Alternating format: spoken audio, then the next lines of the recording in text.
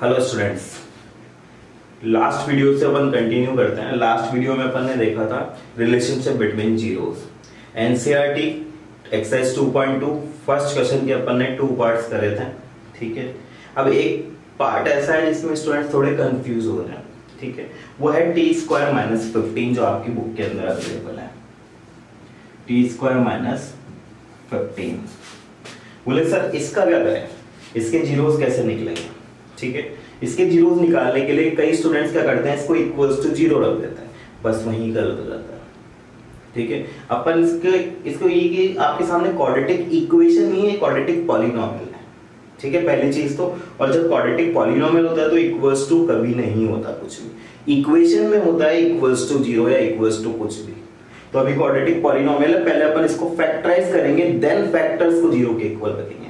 तो देखो, जब कभी भी 2 टर्म्स होती है और बीच में माइनस का साइन होता है और स्क्वायर होता है तो हमेशा एक आइडेंटिटी होती है ए स्क्वायर माइनस बी स्क्वायर, जो कि इक्वल होती है ए plus B into A minus B. ठीक है, अब देखो यहां पे टी स्क्वायर माइनस 15 है, टी स्क्वायर समझ में आता है, बी स्क्वायर। अब 15 किसी का परफेक्ट स्क्वायर नहीं है, परफेक्ट स्क्वायर नहीं है, बट रूट 15 का तो परफेक्ट स्क्वायर है। किसी भी रूट का अगर आप स्क्वायर करोगे तो रूट हट जाएगा और ये आ जाएगा, मतलब ये जो है वो इसके इक्वल है। यहां तक बिल्कुल सही चल रहा है।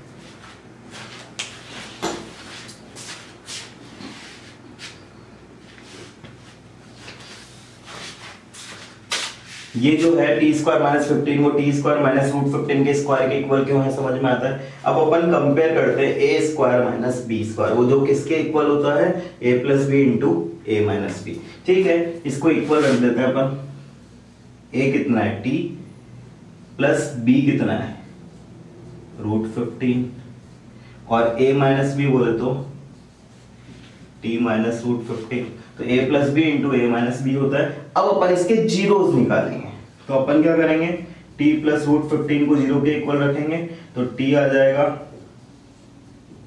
माइनस रूट 15 के। सिमिलरली इसको जीरो के इक्वल रखेंगे तो आ जाएगा t रूट 15 के। तो ये दोनों तो क्या आ गए इसके जीरोस, मतलब एक अल्फा और एक बीटा। ठीक है, यहां तक की बात समझ में आती है। अब रिलेशनशिप बिटवीन जीरोस आप एक बार ट्राई करेंगे। जैसा अगर हम देखते हैं, इसमें a जो है वो 1 है, बोले तो एक्स स्क्वायर का कोएफिशिएंट होता है। इसमें b जो है वो 0 है, बिकॉज t का कोएफिशिएंट है ही नहीं। t का कोएफिशिएंट 0 है, जब भी तो t नहीं है, तो अपन ने b को 0 रखना है। और जिसके साथ ना कुछ वेरिएबल होता है उसको अपन बोलते हैं कांस्टेंट। वो क्या है, -15। समझ आता है। अब आप अगर एक बार कोशिश करोगे तो आपसे ये इजीली वेरीफाई हो जाएगा। ठीक है, जरूर कोशिश करें। ये अपन ने फैक्टराइज करा, फैक्टराइज करके अल्फा बीटा निकाले, और मैंने एबीसी भी आपको बता दिया क्या होगा। अब तो जस्ट वैल्यू सब्स्टिट्यूट करनी है और रिलेशन वेरीफाई करना है। ठीक है, अब बात करते हैं एक्सरसाइज 2.2 के सेकंड क्वेश्चन का। अभी तक अपन क्या कर रहे थे, कोई क्वाड्रेटिक पॉलिनोमियल अपन को देते थे और अपन उसके जीरोस निकालते थे। ठीक है, अब अपन और फिर जीरोस निकालने के बाद रिलेशनशिप बिटवीन जीरोस निकालते थे।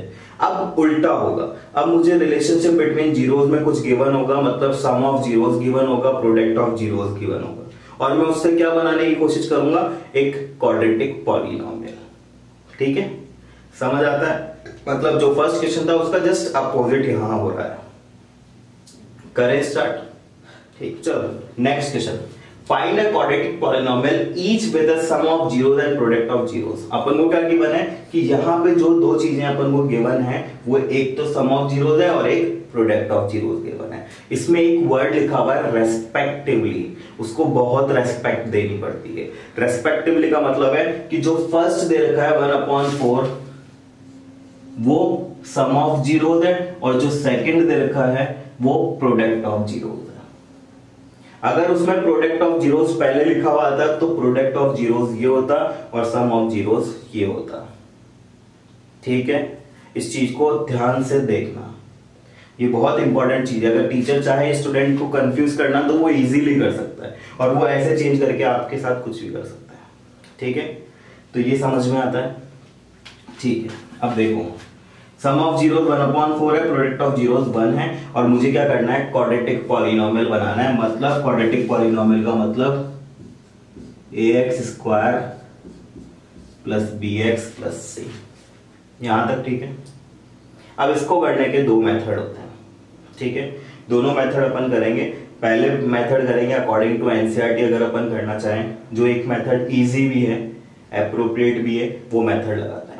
ठीक है, अपन को अगर ये पॉलिनोमियल बनाना है तो a निकालना है, b निकालना है और c निकालना है। अगर a, b और c की वैल्यू आ जाती है तो ये पॉलिनोमियल बन जाएगा। तो अपना माइंड केवल एक जगह लगाओ कि a, b और c की वैल्यू होगी क्या। ठीक है, करें स्टार्ट। ये क्या था 1/4, सम ऑफ जीरोस, मतलब अल्फा प्लस बीटा था। ये क्या था, बुक के अंदर -1 है तो अपन -1 के अकॉर्डिंग चलना है। ठीक है, 1/4 अल्फा प्लस बीटा, और -1 आपकी क्या देखा है, alpha into beta, product of zeros. ठीक है, ये सम ऑफ जीरोस और वो प्रोडक्ट ऑफ जीरोस। अब देखो सम ऑफ जीरोस किसी ने बताया था -b/a के इक्वल होता है, बताया। और प्रोडक्ट ऑफ जीरोस c/a के इक्वल होता है। अब अपन कंपेयर करेंगे, क्या करेंगे, कंपेयर करेंगे। वैसे ये रेशो है, ठीक है, लेकिन अपन कंपेयर करेंगे।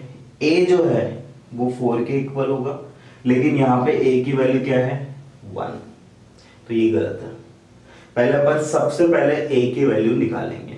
इधर 4 है और इधर अभी कुछ भी नहीं है, मतलब 1 है। 4 और 1 का अपन एलसीएम लेंगे। 4 और 1 का एलसीएम क्या होता है, 4।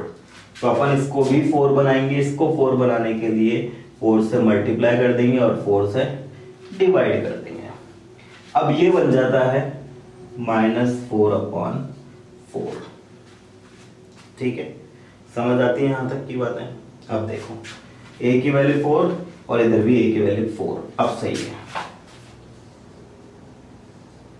k लगा देते हैं। k क्यों लगाया, कि ये रेशो है, कुछ कटपिट के 1/4 आ रहा हो तो भी ठीक है। तो मैंने 4 सबके आगे k लगा दिया, 1/4 k, क्योंकि यहाँ पे अगर k और k होता तो कट जाता, यहाँ भी k और k होता तो कट जाता, मतलब ये कुछ भी हो सकते थे। अब मैंने देखा 4k, उधर 4k, तो a की वैल्यू 4k आ गई। b की वैल्यू -b किसके इक्वल है, 1k के, तो b किसके इक्वल होगा, -1k। फिर c किसके इक्वल होगा, c -4k के इक्वल है। ठीक है, मजे मजे में अपने पास a भी आ गया, b भी आ गया और c भी आ गया। ax² plus bx plus c, a की जगह रख देते हैं 4k और ये x² as it is. b की जगह रख देते हैं -1k और x एज इट इज, और c की जगह रख देते हैं -4k।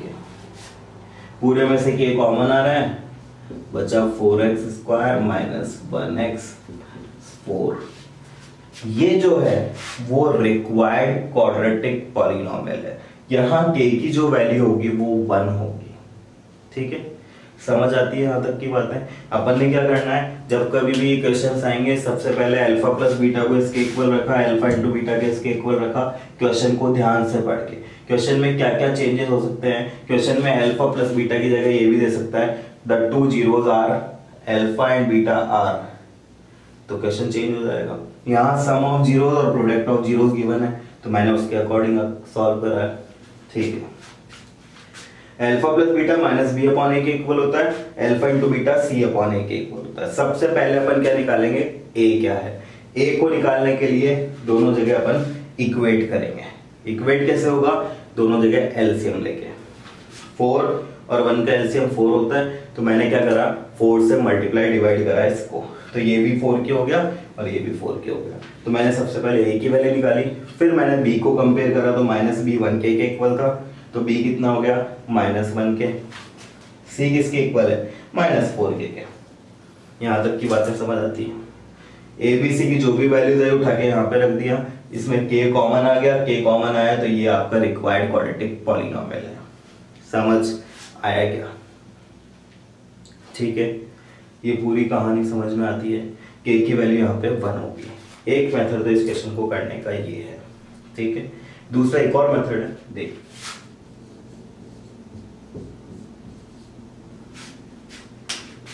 नेक्स्ट क्वेश्चन लेते हैं नेक्स्ट मेथड के लिए, जिससे दोनों मेथड आपके क्लियर हो जाएगी कि इनमें करना क्या है। नेक्स्ट क्वेश्चन था √2 and 1/3। क्वेश्चन वही है, अल्फा प्लस बीटा क्या है √2 और अल्फा इंटू बीटा क्या है 1/3। सेकंड मेथड अगर मैं बोलूं तो एक स्टैंडर्ड फॉर्म होती है के x² minus alpha plus beta x plus alpha beta. मतलब इसमें डायरेक्टली कुछ भी नहीं करना, जो भी अल्फा प्लस बीटा है उसको उठा के यहाँ पे रख दो और अल्फा इंटू बीटा को उठा के यहाँ पे रख दो और सिंप्लीफाई कर दो। ये चीज आई कहां से वो भी मैं भी आपको समझाता हूँ। पहले इसके अंदर अपन वैल्यूज रख देते हैं, ठीक है। x² minus alpha plus beta कितना था √2, ये x ऐसे कैसे, अल्फा इंटू बीटा कितना था 1/3, ठीक है।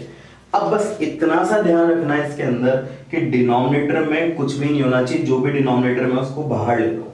अब अगर इस 3 को मेरे को बाहर लेना है तो पहले इस पूरे का एलसीएम लेना पड़ेगा। लेते हैं एलसीएम। एलसीएम आया 3, ये हो जाएगा 3x², ये हो जाएगा 3√2x और ये हो जाएगा 1, ठीक है। ये 3 जो है वो बाहर आ जाएगा तो ये हो जाएगा k/3 3x² minus 3√2x plus 1। This is the required polynomial, ठीक है। ये बाहर कॉमन है पूरा। ये पूरी बात समझ में आती है। अपन ने नेक्स्ट मेथड देखा, कुछ भी नहीं, बस इस स्टैंडर्ड फॉर्म को याद रखना है। और याद भी क्यों रखना है मैं भी आपको बताऊंगा, ये आया कहां से, तो आपको ये भी समझ में आ जाएगा, ठीक है। के x² minus alpha plus beta x plus alpha beta, direct alpha plus beta की वैल्यू यहाँ पे रखो, अल्फा इंटू बीटा की वैल्यू यहाँ रखो, सिंप्लीफाई करा, ये आ गया। ये बाहर जो कॉमन आ गया उसको भूल जाओ, ये रिक्वायर्ड पॉलिनोमियल है, ठीक है। लास्ट में अपन ये मेंशन करेंगे this is the required polynomial. समझ आया क्या? वैसे ये जो चीज है वो जनरली अपन क्वाड्रेटिक इक्वेशन बनाने में काम में लेते हैं, ठीक है। अभी अपन क्वाड्रेटिक पॉलिनोमियल में कई जगह पे वैलिड है तो अपन कर लेते हैं, ठीक है। अब बात आती है ये कहां से आया सर, ये कहां से, क्यों, कोई तो तरीका होगा। लास्ट वीडियो में अपन ने क्यों का आंसर करा था, यहां भी क्यों क्यों क्यों करेंगे, ठीक है। क्वेश्चन था ये कहां से आया था, देखते हैं। अपन को पता है सबको, the standard form of any quadratic polynomial is ax² plus bx plus c, ठीक है। अब अगर मैं इसको चेंज करता हूं, मैं इसको ऐसा लिख सकता हूं कि पूरे को a से डिवाइड कर दें और मल्टीप्लाई कर दें।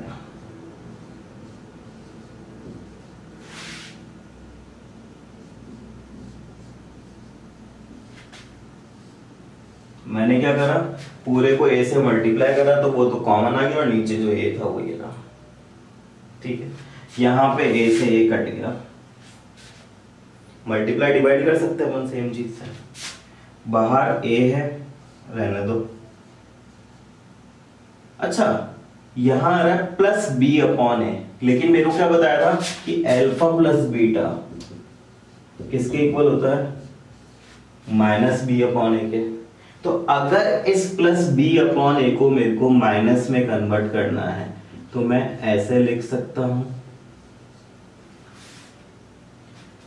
और अल्फा इंटू बीटा ऑलरेडी सी अपॉन ए होता है तो वो यहां पे ठीक है।